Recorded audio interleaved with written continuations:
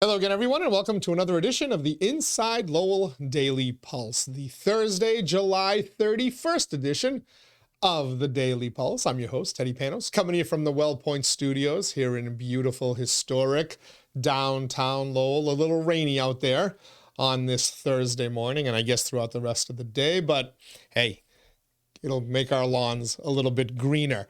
Glad to have you with us as we wrap up the month of July here in Lowell and in the world around it. Of course, the Daily Pulse is the show that keeps its finger on the pulse of the Mill City and the world around it. And today we're going to do a little bit of both, talking about a big formal announcement yesterday at LeLacheur Park, which if you are a regular consumer of Inside Lowell's content, well, we told you about that back on July 19th, but we'll use the opportunity to pat ourselves on the back a little bit more and give you some more details about that big baseball announcement in the Mill City. But I also want to talk about an ad that is sweeping the nation, the latest craze to sweep the nation.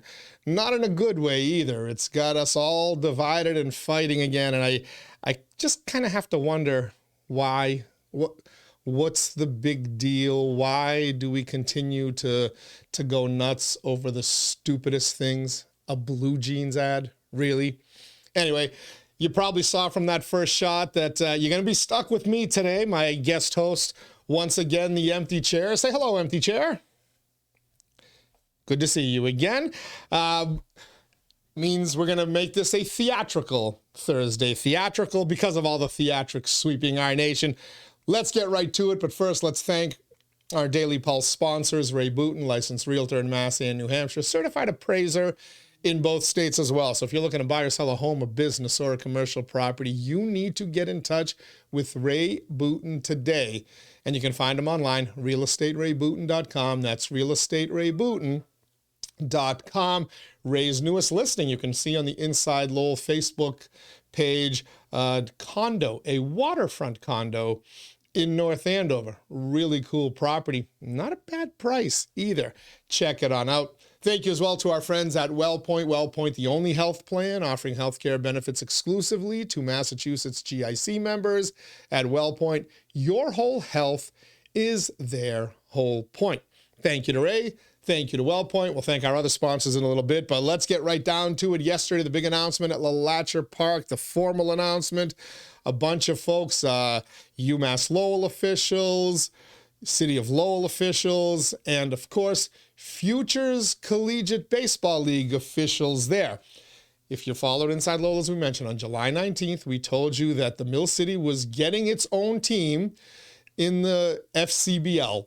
As it is known, the Future Collegiate Baseball League, which, by the way, has a bunch of teams, as the name indicates, college players, good enough, many to make the pros, but it's based in New England, a couple of teams in Connecticut. There's a few teams in Massachusetts. Remember the Vermont Lake Monsters? Played in the New York Penn League with the Lowell Spinners.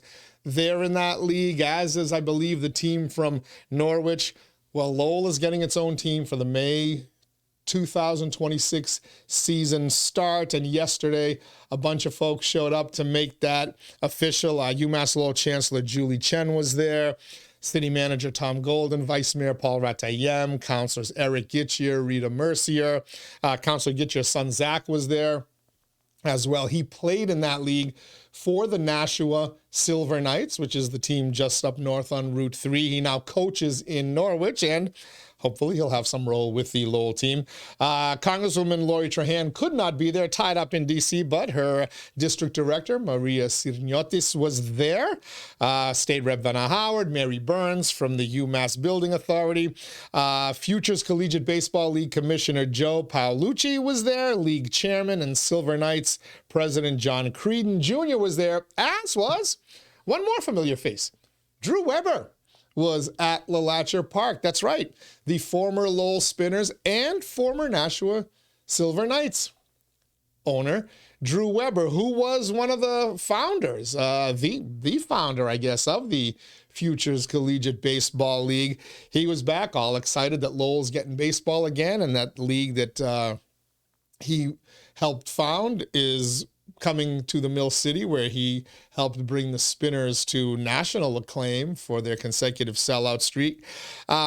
Whether Drew's a part of the ownership group, I don't know, but it would be a nice little touch, wouldn't it, if Drew ever could get back into baseball? Team does not have an owner yet. The league announcing that they were going to start looking for owners. They're taking bids. If you want to own a baseball team, get in touch with FCBL Commissioner Joe Paolucci and get on it stat. But the team will have an owner, I believe, in place by the fall. October, November, I think, is the target date. They're then going to name the team, and then they're going to end up stocking the team full of players and beginning play again in May of 2026. Now, a couple of things on that. A little bit of breaking news from Beacon Hill. The funding for LeLacheur Park, the long hoped for and anticipated funding for LeLacheur Park that has been on again, off again in the state budget battle. The House keeps putting it in. The Senate keeps taking it out. Congresswoman Lori Trahan is trying to make it happen. Of course, you remember the goal was to try to get a Boston Red Sox affiliate here. And the hope was that $6 million could go a long way towards making it happen. The information we got earlier this summer was that funding was indeed in the bill. Well, yesterday we found out, shortly after everybody left LeLacheur Park and went on their merry way, we found out that the funding did not make it out of the Senate, did not make it out of conference committee. The Senate didn't want to put that money in. So it is now out. So the question that I was getting asked as by a few people in the know was, you just announced a baseball team here. You got a stadium that can't hold more than 750 people currently because it's in need of major repairs. It's not deemed safe by the building inspectors and commissioners locally, statewide, whatever. Remember the fireworks show, 4th of July fireworks show. They could only have 750 people in there in the concourse areas. So would this affect the ability of the team to be ready for the 2026 season as promised? Reached out to folks at UMass Lowell this morning, and the information I received is play ball, Teddy. There is money aside. UMass Lowell had set money aside, had already budgeted the money to do what is necessary to at least bring it up to the standards required for the Futures Collegiate Baseball League. So despite what, it'll come out at some point later today, that the House and the Senate have come up with their, I forget what they call it, is this appropriations or addendums, whatever stupid legislative terms they use for it. It's not going to include that hoped for, that anticipated for money for LeLacheur Park, but UMass Lowell officials tell me it's not going to affect the FCBL team, which is good. Good news. The other part, of course, there is a story there as to why does it keep getting caught up in the Senate? Why does the House keep putting it in? Why does the United States Congresswoman from this district who represents Lowell keep pushing for it from D.C. and at the state, and the Senate keeps knocking it out? I'm told there's a story there. What that story is, I don't yet know, but we're going to try to uncover it in the coming days here at Inside Lowell. The other story is, what's the name of the team going to be? The Boston Business Journal had written a story sometime after the July 19th news broke here at Inside Lowell. They had written a story saying the Lowell Spinners are returning to the Mill City. And I said, they're going to name it the Spinners. Why not, right? You got the Vermont Lake Monsters. They kept their name when they went from the New York Penn League, Major League Baseball affiliate, to the FCBL. Man, the Lowell Spinners might kind of work. But in asking around, folks said to me, well, we don't know what the name is. We haven't decided that. There'll be a process for that, and obviously the new owners will have a hand in that. I will tell you that a lot of the officials from the FCBL were down at my folks' restaurant, the Athenian Corner, having lunch yesterday. So after I recorded my podcast and posted some things, I went down, said hello to everybody, and met the commissioner, Joe Paolucci, met John Creedon, a couple of other folks there. The owner of the Lake Monsters was there. The owner of the Norwich team was there. And I joked, I said, thanks for bringing the team back. Like, now we're gonna call them the Spinners. And immediately, Councilor 𝐃𝐚𝐢𝐥𝐲 and his son Zach jumped up and said, now it should be called the 𝐃𝐚𝐢𝐥𝐷𝐿𝐼𝐥𝐉, which I thought was great. And I know there's a sentimental attachment there to the Lowell Spinners, right? The team was in here for, oh God, what was it, 25, 26 years before being disbanded when the New York Penn League was done away with. So there's some attachment to that. But quite honestly, other than the fact that we called them the Lowell Spinners for over 2 decades, the name Spinners, does it really make any sense to folks? 𝐾𝐚𝐢𝐥𝐷𝐿𝐼𝐥𝐷, that makes sense, right? So I'm Councilor 𝐃𝐚𝐢𝐥𝐲, I'm with you. Zach 𝐃𝐚𝐢𝐥𝐲, I'm with you. The 𝐾𝐚𝐢𝐥𝐷𝐿𝐼𝐥𝐷. You already got the mascot. It's the same mascot the Spinners had, right? Plus, everybody knows, the 𝐾𝐚𝐢𝐥𝐷𝐿𝐼𝐥𝐷, an alligator from the canals. Makes sense, just like the Loch Monsters, right? The Lowell Loch Monsters, the hockey team. Great team name, great logo. You'd have the same dynamic at play with the 𝐾𝐚𝐢𝐥𝐷𝐿𝐼𝐥𝐷. How many times did people from out of town, or even at the beginning when they were first named the Lowell Spinners and it was announced, people were like, Spinners, what the hell is that? So you had to describe the little spool and the cotton and the process of what the mills did and blah, blah, blah. So there was some validity to the name, some, way to tie it into Lowell, but come on, 𝐾𝐚𝐢𝐥𝐷𝐿𝐼𝐥𝐷, much cooler name, much cooler logo. Also, I just want to take a quick second to give a shout out to Henry Marte, local photographer, Marte Media.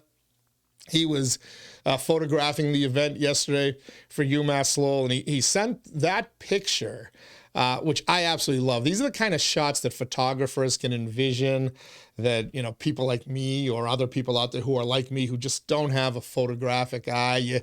You can't see it, right? You can't imagine these pictures, but I just thought this was a great photo. It was the cover photo we used on the Inside Lowell story, recapping yesterday's festivities. But the Futures League baseball hat, the baseballs in the background, just enough in focus so that they're baseballs. You can see the seams, you can see the balls, but it's a great, photographers will probably appreciate that. I know I can appreciate it. I don't have an eye for it. I don't know how to do it, but I can certainly appreciate that. That's a really cool, little photo. So good work, Henry Marte. Great work. By the way, I also got one of these hats. Councilor 𝐃𝐚𝐢𝐥𝐲. I couldn't make it over to LeLacheur Park because I was filming yesterday's Daily Pulse, recording yesterday's Daily Pulse, I should say, with Bill Samaras. But I have one of those Futures League baseball hats. You see up there, established in 2011. I think their first season was 2012.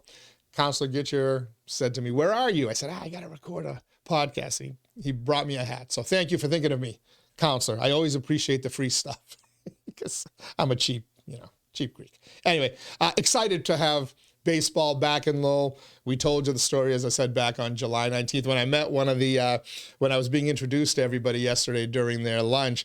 One of the guys said, "Oh, you're the guy who broke the story." And I said, "Yeah, kind of. I mean, we had a little help along the way, but yeah, I mean, that's what Inside Lowell is about, right? If it's happening in Lowell, if it's a big deal in Lowell, especially if it's a positive development in Lowell, we're going to talk about it, and we're usually going to grab it first." There's my little pat on the shoulder for pulling that off. But hey, we say Inside Lowell, if Lowell is your home, this is your place.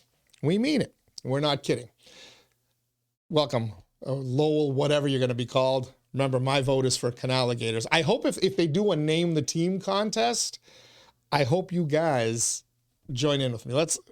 Spinners were good, but they're a thing of the past. Let's go. Let's get the 𝐾𝐚𝐢𝐥𝐷𝐿𝐼𝐥𝐷 and we can take down those Lake Monsters and all the other teams in that league. You're tuned into the Daily Pulse, the Thursday, July 31st edition of the Daily Pulse. Teddy Panos here in the WellPoint Studios. I want to give a quick thanks to all of our Inside Lowell podcast sponsors. Of course, Ray Booten, licensed realtor in Mass and New Hampshire. Find him online, realestaterayBooten.com, and be sure to check out his latest listing, beautiful condo right on the little body of water out there in North Andover. Check it out. We've got some photos of it as well on our Inside Lowell Facebook page. Thank you as well to our friends at WellPoint. At WellPoint, your whole health is their whole point. TMI Properties, quality and value at every price point. Find your perfect space with TMI. Washington Savings Bank, banking that feels like home. Make the switch now to Washington Savings Bank. Mahoney Oil, providing warmth and protection to generations of families since 1925. The Greater Lowell Community Foundation, improving the quality of life through strategic, impactful philanthropy. Francis E. Preventure Insurance, the agency Greater Lowell has counted on to insure its most valuable assets since 1982.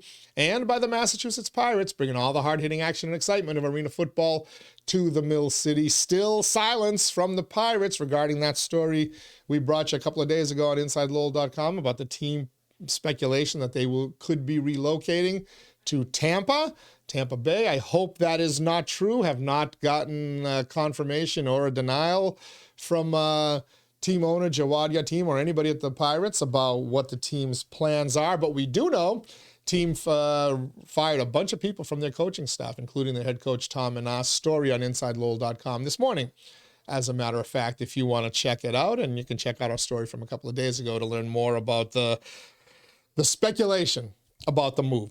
We want to bring the Pirates back here and do our part to help support them and get some fannies in those seats, because that's a fun night. That's a really fun night. My kids loved going there. All the kids that are there loved going there. Would love to see them continue here in Massachusetts and specifically in our Mill City. All right, we dubbed this a Theatrical Thursday edition of the Daily Pulse. Theatrical because can you believe the theatrics going on across our country on news networks, talk shows, on TikTok and other social media sites, the influencers, the crankpots, everybody losing their minds over an ad, a Blue Jeans ad that features one Sydney Sweeney. I gotta be honest with you, I'm an old geezer, 59. I'd never heard of Sydney Sweeney. I had no idea who Sydney Sweeney was before this ad. I don't even know what she does. I guess she's done some acting, right? Is she a singer? I don't know what the hell she does, but apparently she's the hot new sex symbol out there. And so it only stands to reason that some clothing outfit would try to sign her up to sell clothes, right? Models have forever sold clothing. Gisele Bündchen, Tyra Banks, you name them. Any Christy Brinkley, to go back to my days, Cheryl Tiegs, pick all the newer ones, right? Good-looking, beautiful women. Good-looking, beautiful, handsome men. They are used to sell clothes. Always have been.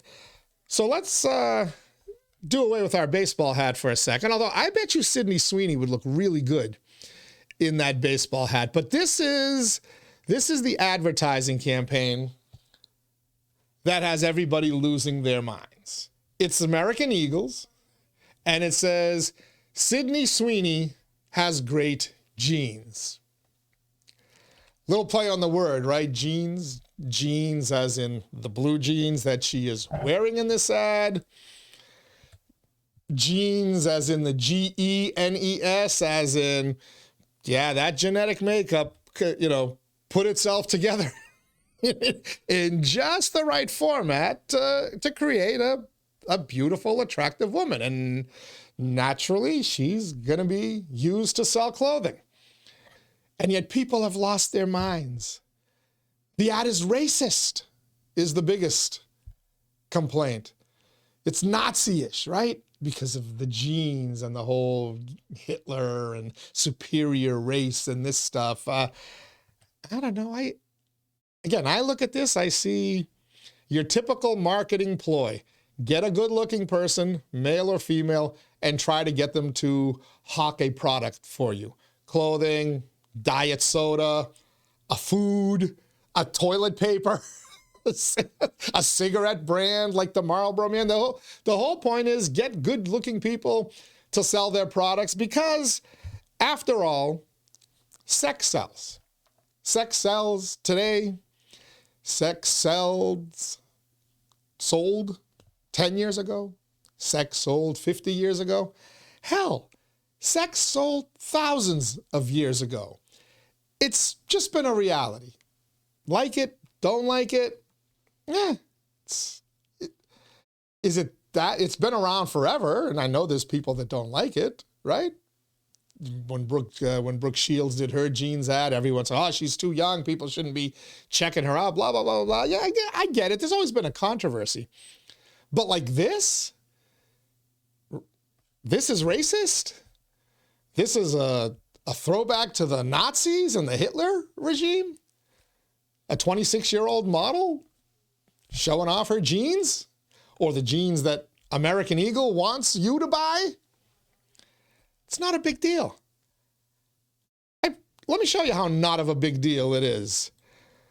If you go back to ancient times, I mean, look at this. Look at the statues that the ancient Greeks and the ancient Romans sculpted, right? Aphrodite, the goddess of love and beauty in Greek mythology on the left. Venus, the Roman goddess of love, of beauty and love, right?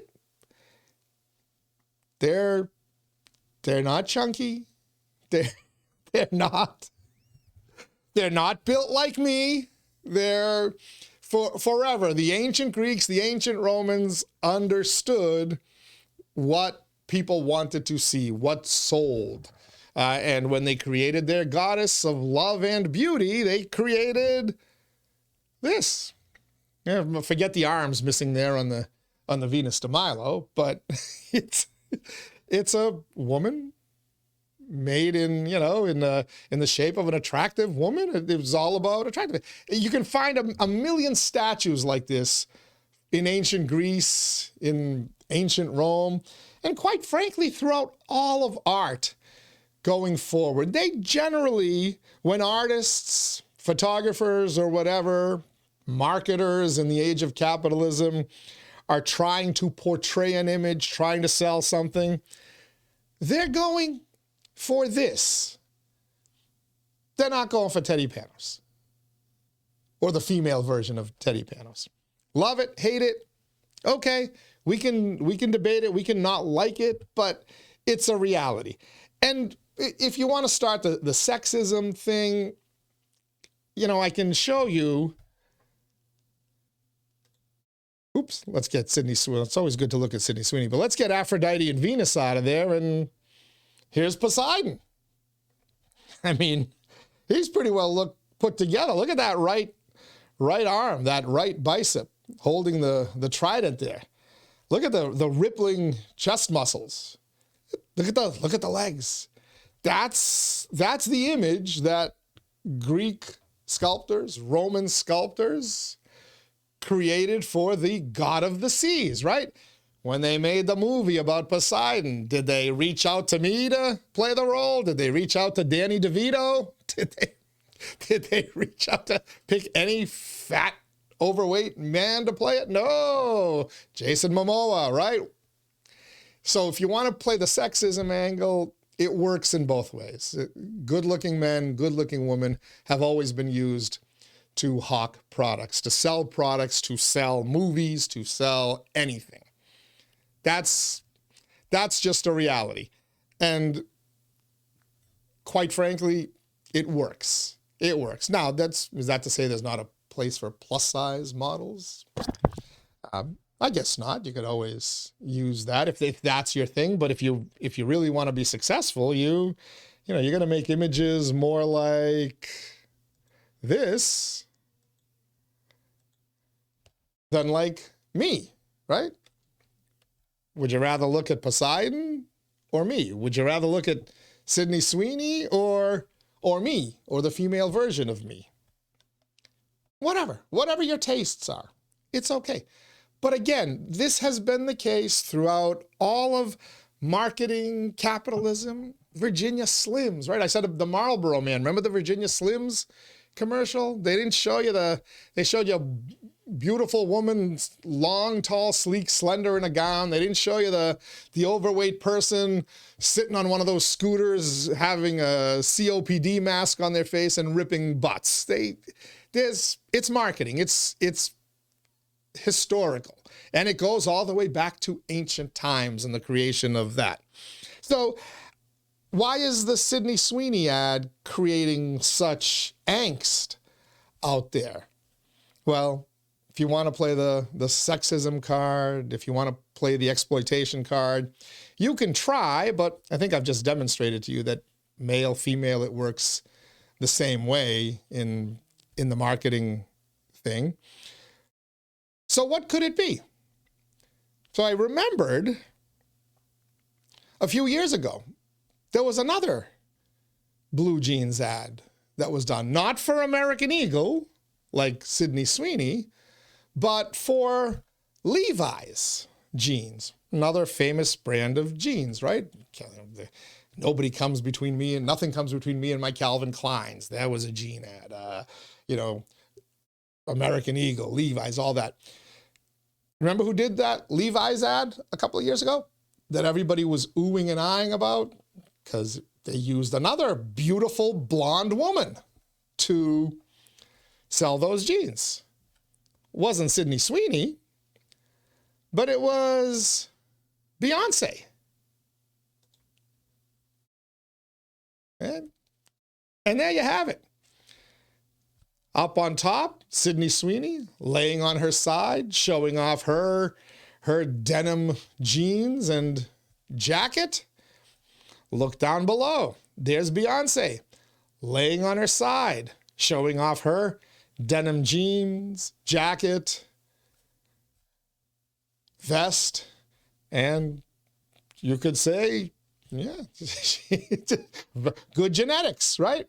Almost the exact same pose, except they're kind of laying in different directions. One's laying on her left arm, one's laying on her right. Little different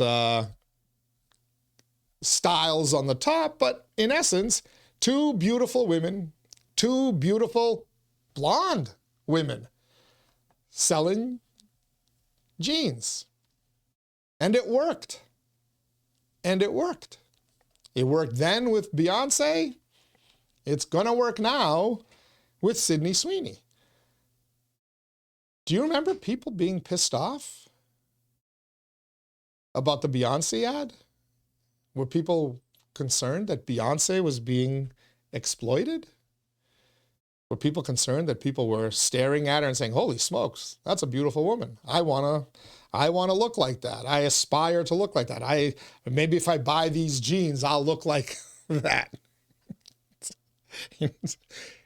Memo out there, guys, if your wife runs out and your girlfriend goes out and buys a pair of jeans like that and says, do I look like this in my jeans, or do these jeans make my ass look fat? Just tell them they look just like that. Do not fall into that trap. So, but why such an uproar when Sydney Sweeney is selling jeans today and not when Beyonce was doing it, or the supermodels before that, the many who did it, right? Why such a big deal today? Well, because that's where we are as a country. That's where we are as a people here in the United States of America. I can only come to one conclusion. It's basically racism. People just don't like Sydney Sweeney because she's white. And you're doing a play on the word jeans, has great jeans. So everything has to be about Hitler. Everything has to be about Nazis. It can't just be about selling a bleeping pair of jeans for American Eagle, which is likely what it's about. And that's why people get all up in arms over the top photo and the top marketing campaign, Sydney Sweeney, but nobody said boo about the bottom photo and Beyonce's marketing campaign. And by the way, nobody should say boo about either. That's the Beyonce ads were great. It triggered my memory, so I went back and I was looking for a photo for the podcast. And there's a million great photos. I could have used a million great photos. I just happened to use the one that shows them in almost the identical pose to show you folks. It's the same marketing campaign over and over again. New supermodel, slightly different look, but ultimately a gorgeous human being, in this case, a gorgeous woman, but it could be a man. When they're selling men's jeans, they don't show my fat ass in those jeans. They don't show Tom Golden's ass in those jeans. They show good-looking models in those jeans. It ain't a big deal. So why are we accusing people of racism and fascism and Nazism and all this stuff? Have you out there on the left? Because you're the ones who are kicking and screaming over this. Let's be honest. Who's kicking and screaming? The lefties, the influencers, the TikTokers, the liberal news media talking heads, the Marxist news media talking heads. They're losing their mind over this. They're upset over a bleeping blue jeans ad. What's wrong with you people? Why can't you just live your life and just enjoy your life? Sydney Sweeney selling jeans today. Beyonce sold them a few years ago. Somewhere there's a beautiful Asian woman. Somewhere there's a beautiful South American woman, Gisele Bündchen, selling jeans or some other type of clothing. It's no big deal. It goes back to the ancient times. It's called portraying images, and marketers have learned how to use that beautifully. But the ancient Greeks knew it when they were doing their statues. Nobody saw the goddess Aphrodite. For the Romans, nobody saw the goddess Venus. But when they made statues, when they made the Venus de Milo, when they made that statue of Aphrodite that I showed you earlier, they made them in an image, in a likeness that was attractive. Shoot them. Kill them. Is it that big of a deal? Were people running around calling each other racist or fascist or Nazis in ancient Greece and ancient Rome? Were they doing it when other supermodels were hawking jeans, male or female? Do they do it when they show the person with the hot body selling you the diet soda or the pack of cigarettes? Or hell, even the toilet paper, everything, the toothpaste they're selling you. You see a beautiful man or a beautiful woman with pearly white teeth. They're shining and they're selling you toothpaste. You're not seeing me. You're not seeing the smoker. You're not seeing the people with the fake teeth or whatever. It's just a fact of reality. Why did this become such a big deal? Are you lefties that brainwashed? Has critical race theory brainwashed you that much that you can't just look at a freaking ad for jeans and either appreciate it or say, screw that, that's not for me?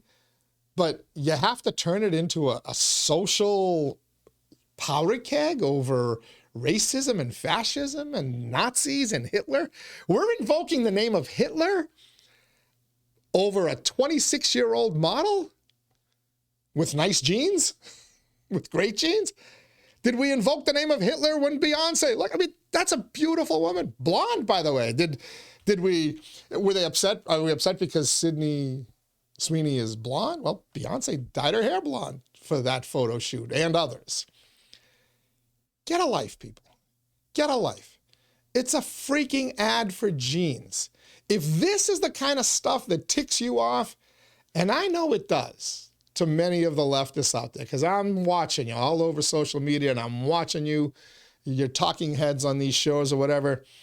You've got serious issues. You are a seriously miserable person who should probably kind of take a step back, try to deprogram yourself from all this hate and angst that you've been programmed with. I don't know where. Was it through academia? Is it through social media? Is it from wherever? But for the love of God, get a life. There's something wrong with you if a jeans ad has created this much outcry. But I do want to thank you because you gave me some material for the Theatrical Thursday edition of the Daily Pulse.